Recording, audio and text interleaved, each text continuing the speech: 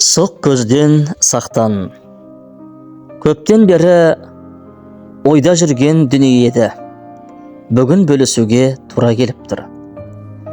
Аттың түгіндей әлемде тайдың төбеліндегі қазақ баласы бірін-бірі сақтауы керек.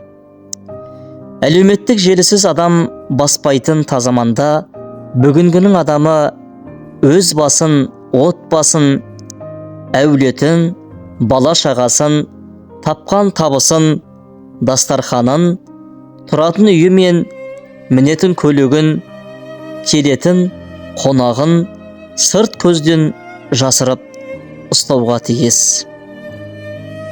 Неге деген сұраққа жауап беріп көрейін. Әжем жарықтық бала күнімде құлыным базарларда, жолдың бойында көпшіліктің көзіне күйік болып, буы бұрқырап пісіп, самсап тұрған тамақтардың реті келсе, ауыз тимей-ақ қой дейтін. Ол аста өткен-кеткен талай адамның көзінің сұғы бар деп жеді. Сенің сатып алуға қолың жеткеніменен көпшіліктің қалтасындағы пұлы жетпеуі мүмкін. Аузының суы құрып, сұқтанғасын, ол аста қайдан береке болсын.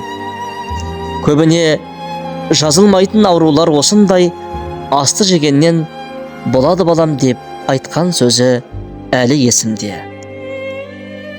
Сенің әлем желіге көпшіліктің көзіне күйік қолып салған астатөк дастарханың біреуге арман.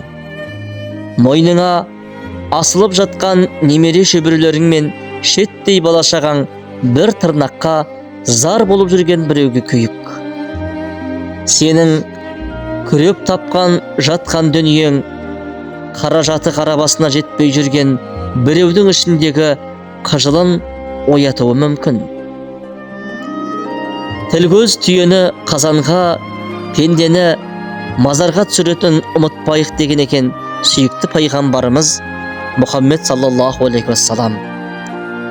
Бүгінгі ауыр балалардың дүниеге көптеп келуі, жазылмайтын дерттің шығуы, ажырасудың көбеюі, қарызға батқан адамдардың көптігінің бұрышы осында жатқанын ұмытпай ағайын.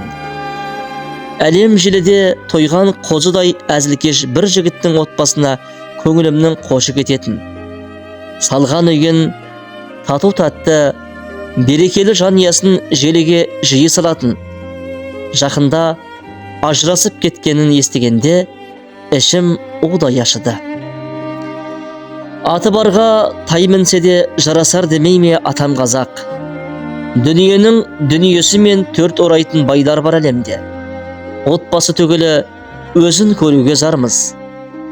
Анда-санда желіден жыртық джинсы мен кроссовкасын киіп, кофенің кезегінде тұрғанын көріп қаламыз.